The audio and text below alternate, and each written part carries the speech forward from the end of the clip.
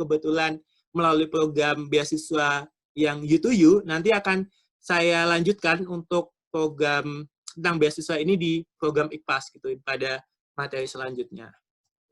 Nah, sebelum masuk tentang program IKPAS, saya sedikit memperkenalkan atau memberitahu teman-teman, mungkin teman-teman tidak tahu Tohoku University. Jadi program IKPAS ini memang khusus program yang dimiliki oleh Tohoku University dan tidak dimiliki oleh kampus lain yang ada di Jepang. Itu jadi khusus yang dimiliki oleh Tohoku University. Nah, kemudian teman-teman mungkin akan bertanya, di mana sih Tohoku University? Karena pengalaman saya waktu di Indonesia itu saya familiar kampus-kampus di Jepang itu seperti Kyoto University, Tokyo University atau The University of Tokyo, Osaka University, Hokkaido University, Fukuoka University. Hampir saya jarang mendengar tentang Tohoku University gitu. Nah, Tohoku University ini berlokasi di Sendai. Sendai ini adalah bagian utaranya Jepang. Jadi kalau mungkin teman-teman sudah familiar dengan Tokyo, ini lokasinya ada di sini, dan Sendai ini agak sedikit ke utara, posisinya sebelum Hokkaido. Jadi Sendai ini adalah daerah antara Tokyo dan Hokkaido atau Sapporo. Dan di sini lumayan karena umumnya di daerah Jepang ini sudah suhunya relatif dingin ketimbang daerah-daerah Jepang di bagian selatan seperti Nagoya, Osaka atau Hiroshima gitu ya. Dan untuk mungkin teman-teman sudah pernah mendengar tentang berita tentang tsunami 2011 ya, tsunami gempa bumi dan tsunami di tahun 2011 yang merupakan salah satu gempa bumi dan tsunami terbesar di dunia. Jadi dan itu adalah ada di Tohoku gitu ya. Jadi teman-teman tidak perlu khawatir karena ini sudah berlangsung lama 2011 dan ketika saya nyampai di Tohoku di Sendai tahun 2016 itu semuanya sudah established gitu. Jadi sudah aman lah. Maksudnya ya karena bencana kita tidak pernah tahu, cuman untuk perbaikan, recovery dan sebagainya sudah sangat bagus di sini meskipun sekitar 9 tahun yang lalu ya. Nah, jadi Tohoku University untuk tahun ini kebetulan bisa menyalip Kyoto University dan the University of Tokyo yang biasanya ini adalah raja top university di Jepang. Jadi tahun ini Tohoku University kebetulan menempati urutan pertama di ranking universitas di Jepang. Jadi memang terbaik tahun ini gitu. Dan penilaian ini biasanya berubah-ubah tiap tahun dan tahun ini Tohoku University merupakan universitas terbaik yang ada di Sendai Jepang gitu. Mungkin teman-teman saya yakin sedikit kaget. Ini karena itu. Jadi berkaca kepada saya gitu ya. Maksudnya dulu saya di Indonesia pun saya familiarnya ya dengan Tokyo University, Kyoto University, Osaka University dan tidak tahu bahwa Tohoku University itu adalah merupakan salah satu top university di Jepang gitu. Nah, sebenarnya apa itu program IKPAS? IKPAS ini singkatan ini, teman-teman, The International Graduate Program for Advanced Science. Jadi memang program khusus di bidang sains.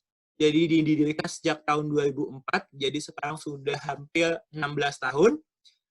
Dan karena ini adalah program for advanced science, jadi IKPAS ini berafiliasi dengan Graduate School of Science. Jadi kalau di Indonesia itu Fakultas MIPA, gitu ya. Jadi di sini ada 6 atau 7 jurusan meliputi kimia, fisika, matematika, geofisika, geosains, biologi, dan astronomi. Nah, karena ini program internasional, jadi perkuliahan untuk program ini diberikan dalam bahasa Inggris. Jadi teman-teman tidak diwajibkan ketika mendaftar bisa menguasai bahasa Jepang. Cuman tetap disarankan karena di sini bergaulnya dengan orang Jepang gitu ya. Jadi tetap disarankan untuk untuk belajar bahasa Jepang, tapi itu tidak mandatori gitu, tidak wajib. Jadi karena kuliahnya pun diselenggarakan dalam bahasa Inggris.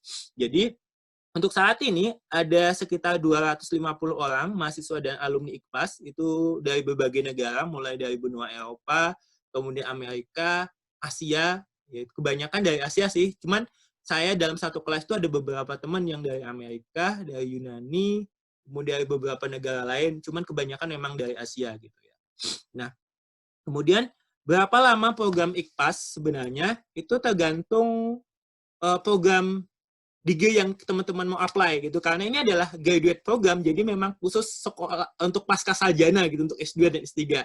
Jadi kalau untuk master biasanya 2 tahun, untuk S3 atau untuk doktoral 3 tahun. Nah, kebanyakan teman-teman yang mengambil program IKPAS ini adalah program satu paket, S2 dan S3, seperti saya gitu ya, untuk master dan doktoral. Jadi 5 tahun totalnya. Jadi teman-teman ketika lolos di program IKPAS ini, gelarnya langsung 2, Master of Science dan PhD gitu ya. Nah, kemudian apa syaratnya untuk mendaftar program IKPAS ini? Nah, kalau untuk mendaftar program master harus sudah lulus S1 of course gitu ya. Atau dalam tahap akhir S1, misalkan teman-teman sedang yang S1 sekarang dalam menyelesaikan skripsi, tapi wajib September wajib lulus karena September teman-teman harus berangkat ke Jepang ya, ke Sendai sini untuk melanjutkan program pasca sarjananya. Nah, untuk program doktoral syaratnya adalah sudah lulus S2 gitu ya. Kemudian, nah berapa biaya untuk masuk ke program IKPAS ini? Jadi ini adalah komponen biayanya gitu. Pendaftaran sekitar 30.000 yen atau dikonversi ke rupiah itu sekitar 4 jutaan. Kemudian uang masuk itu sekitar 282.000 yen atau ketika dikonversi sekitar 37 jutaan. Dan SPP-nya itu sekitar 267.900 yen per semester gitu ya, atau sekitar 35 jutaan atau sekitar 70 juta per tahun. Dan semua berapa ini totalnya untuk ini masuk, jadi sekitar perlu butuh uang sekitar 80 jutaan ya untuk masuk ke program IKPAS ini. Dan ini akan menjadi gratis ketika teman-teman lolos seleksi beasiswa. Dalam hal ini adalah beasiswa Max, karena memang program IKPAS itu berafiliasi dengan Max yang U2U, seperti yang telah saya sampaikan di slide sebelumnya. Nah, ini adalah garis besar ya tentang beasiswa Max di program IKPAS. Jadi, sebenarnya ada berapa kuotanya.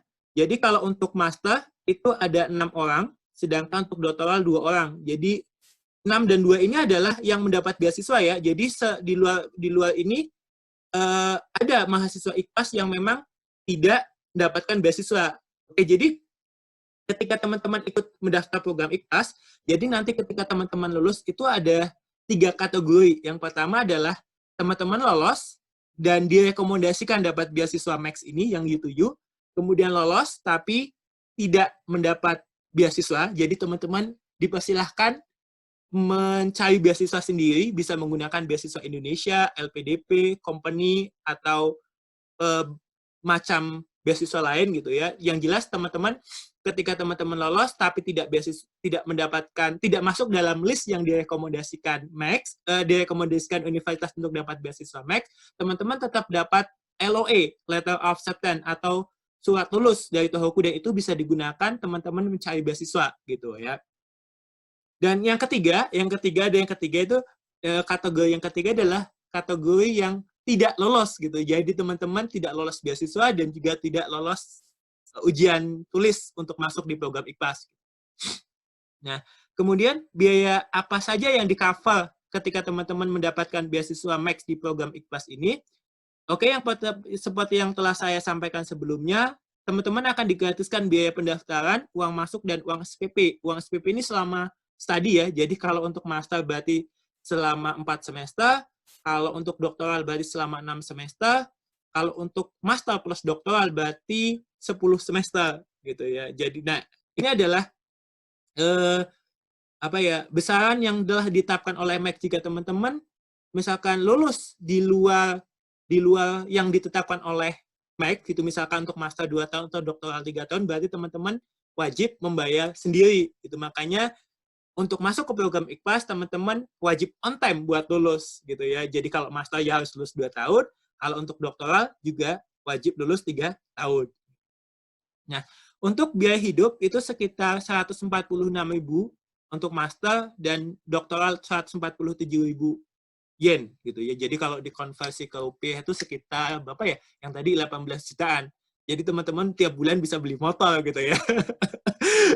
Jadi teman-teman kalau dapat 18 juta bisa beli motor tiap bulan, ganti-ganti motor tiap bulan. Cuman perlu diingat bahwa di Jepang itu biaya hidupnya juga 3 kali lipat biaya hidup di Indonesia. Jadi misalkan teman-teman untuk makan gitu ya di Indonesia, misalkan taruhlah tiap hari makannya di kantin atau di rumah makan Padang, itu sekitar 30.000 berapa ya nasi bungkus sekarang? Anggaplah 50.000 per hari gitu ya. Jadi kalau di Jepang ya berarti sekitar 150.000. Itu makanya kenapa kelihatannya besar gitu ya beasiswanya 18 jutaan. Cuman karena living cost di Jepang memang relatif lebih mahal ketimbang di Indonesia. Kemudian tiket pesawat Indonesia Sendai. Jadi karena berhubung Tohoku University itu berlokasi di Sendai, jadi teman-teman mendapatkan tiket pesawat Indonesia Sendai pulang pergi ketika datang ke Sendai maupun ketika pulang dari Sendai ketika sudah wisuda di Tohoku University gitu. Kemudian gratis visa Jepang. Saya tidak tahu ya update terakhir berapa besaran visa Jepang, mungkin tidak terlalu besar, gitu. Cuman lumayan, lumayan mendapatkan visa gratis gitu. Nah, kemudian bagaimana sih untuk bisa lolos beasiswa Max di program IKPAS yang mendapatkan fasilitas menggiurkan ini gitu ya.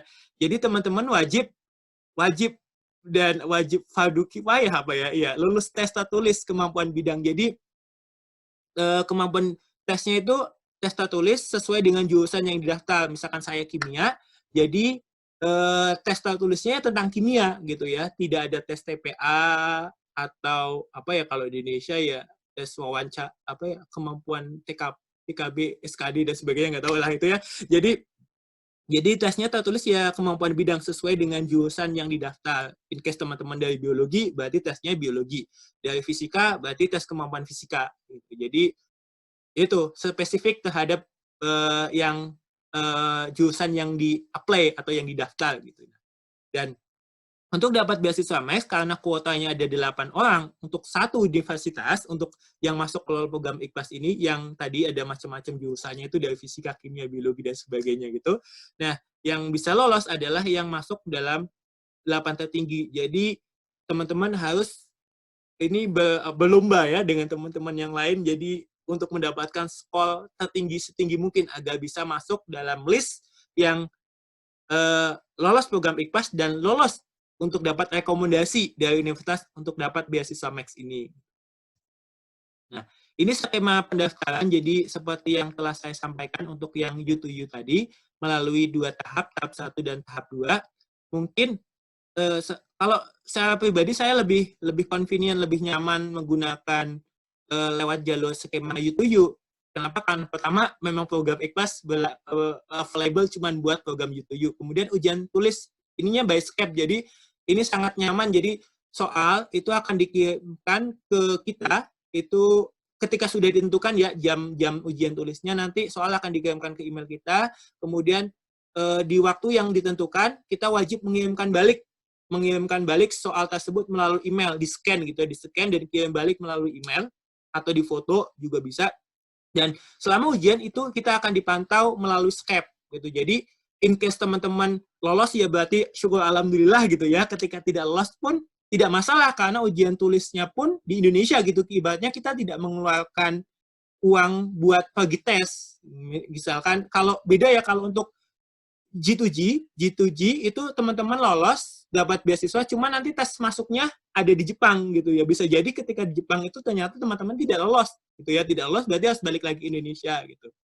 Jadi ini secara pribadi saya sangat nyaman sekali dengan U2U karena ujian tulisnya itu kita tetap di Indonesia, kita cuma butuh mencari lokasi dengan kecepatan internet yang bagus gitu. Jangan sampai kita ketika ujian terkendala teknis dengan internet. Ya sebenarnya wajar ya karena kita ada developing country gitu ya, jadi koneksi internet ya begitulah. Jadi ya itu sih sebagai effort teman-teman adalah salah satunya adalah persiapan ujian tulis dan juga mencari koneksi internet yang bagus gitu. Kemudian tipsnya apa? Jadi pertama untuk dapat lolos dan dapat beasiswa Max ini, pertama adalah mencari supervisor yang bersedia menjadi pembimbing. Ini teman-teman harus lakukan jauh-jauh hari karena mencari supervisor itu gampang-gampang susah. Ada yang sekali kita kontak ketika kita laki atau beruntung, kita langsung direspon gitu ya. Baik itu respon penolakan maupun respon penerimaan gitu. Nah, Untuk mencari supervisor, itu teman-teman harus mencari topik yang sesuai dengan bidang kita. Jadi, biasanya profesor di sini akan cenderung mau membimbing mahasiswa yang memang dia expert atau dia ahli di bidangnya gitu ya. Rata-rata profesor di Jepang itu tidak mau mengambil mahasiswa yang research atau penelitiannya yang tidak beliau kuasai gitu ya. Jadi jarang profesor yang mau ambil resiko walaupun sepintar apapun teman-teman gitu. Jadi kalau ketika researchnya tidak sama, tidak match dengan calon profesor kita yang di Jepang, itu umumnya profesor di Jepang tidak mau menerima kita. Nah, in case di Tohoku University, bagaimana cara mencari profesor yang sesuai dengan bidang kita? Ini bisa teman-teman akses di sini, di Tohoku University ini. Teman-teman bisa akses di website ini, kemudian teman-teman bisa mencari sesuai dengan research interest teman-teman, atau bisa melalui publikasi profesor yang mau kita targetkan menjadi profesor kita gitu ya. Jadi tapi perlu digarisbawahi karena program IKPAS seperti yang telah saya sampaikan itu belongs to Graduate School of Science atau berafiliasi hanya dengan berafiliasi dengan Fakultas MIPA-nya Tohoku gitu ya. Jadi pastikan profesor teman-teman yang mau teman-teman kontak itu berafiliasi dengan Graduate School of Science. Jadi ketika teman-teman mendapatkan profesor, biasanya di situ langsung ketika menemukan profesor dari sini, di situ akan teman-teman dihubungkan dengan web atau link dari laboratori dari profesor tersebut gitu. Dari situ kita bisa tracking, oh ini masuk graduate school mana, apakah masuk ke MIPA-nya Tohoku atau engineering atau pertanian atau apa gitu. Nah, itu bisa teman-teman cross-check di sini gitu ya. Kemudian ketika mengkontak supervisor, utarakan dengan lugas bahwa kita memang berminat di lab yang bersangkutan gitu ya. Sampaikan saja bahwa saya sekarang atau pernah bekerja di penelitian ini dan saya ingin bergabung dengan lab profesornya gitu. Nah, selain itu karena biasanya kita ketika berkorespondensi dengan profesor kita selain mengutarakan keinginan kita untuk bergabung di lab, juga kita harus melampirkan CV, maka teman-teman juga harus mempersiapkan CV yang bagus seperti apa gitu. Ini karena CV yang bagus ini kayaknya sepertinya informasi sudah banyak sekali ya bagaimana mempersiapkan CV yang bagus dan sebagainya. Teman-teman bisa browsing lah. Itu sudah general kayaknya bagaimana cara mempersiapkan CV yang bagus. Ini adalah sekedar tips dari saya untuk bisa lolos di program Max. Nah, tip yang selanjutnya adalah ini. Jadi ketika teman-teman sudah lolos nih, sudah mendapatkan profesor, nanti nama profesor akan dikasih tahu teman-teman itu bulan tesnya tanggal berapa, jam berapa, dan sebagainya. Dan itu biasanya ada jeda sekitar 2-3 bulan, dan teman-teman bisa persiapkan itu. Gitu. Jangan sampai teman-teman belajarnya untuk ujian tulis ini menjelang ujian tulis gitu. Karena jujur saja, saya pribadi ya, saya ketika menyiapkan ujian tulis ini, saya fokus sekitar 1 atau 2 bulan, karena memang kemampuan bidang gitu. Jadi, saya harus belajar lagi materi-materi S1 gitu, karena saya kebetulan orang kimia, dan ujiannya di bidang kimia, jadi saya harus banyak-banyak belajar gitu ya, membuka buku kembali gitu. Nah, itu sih yang perlu dipersiapkan karena ujian tulis ini memang yang menentukan teman-teman lolos beasiswa Max atau tidak gitu. Jadi ibaratnya teman-teman kalau sudah punya supervisor, ketika teman-teman mau masuk ke rumah, itu teman-teman sudah membuka kuncinya, sudah mendapatkan kuncinya. Bisa atau tidaknya membuka pintu ini tergantung ujian tulisnya gitu. Nah perlu diingat bahwa banyak juga teman-teman yang sama statusnya dengan teman-teman semua gitu yang mau meng-apply program Max ini. Jadi mendapatkan ranking teratas atau skor setinggi mungkin. Jadi memang persiapannya harus matang gitu ya. Kemudian persiapan CV, proposal research dan studi yang bagus. Nah, ini sebenarnya umum sih.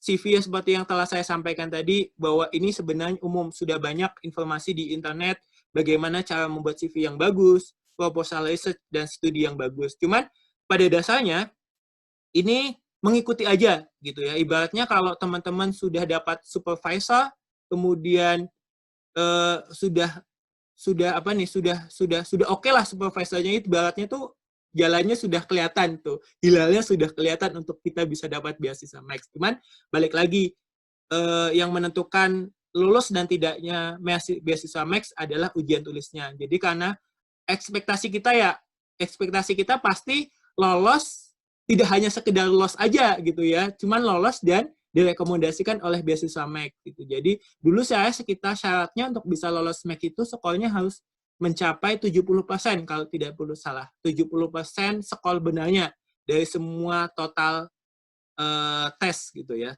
total yang ujian yang diberikan. Oke, itu saja mungkin yang bisa saya sampaikan. Jadi saya berharap juga teman-teman yang ada di sini ada kesempatan untuk berangkat ke Jepang. Tidak harus ke Jepang sebenarnya ya, untuk ke luar negeri. Jadi karena di luar negeri itu apa ya?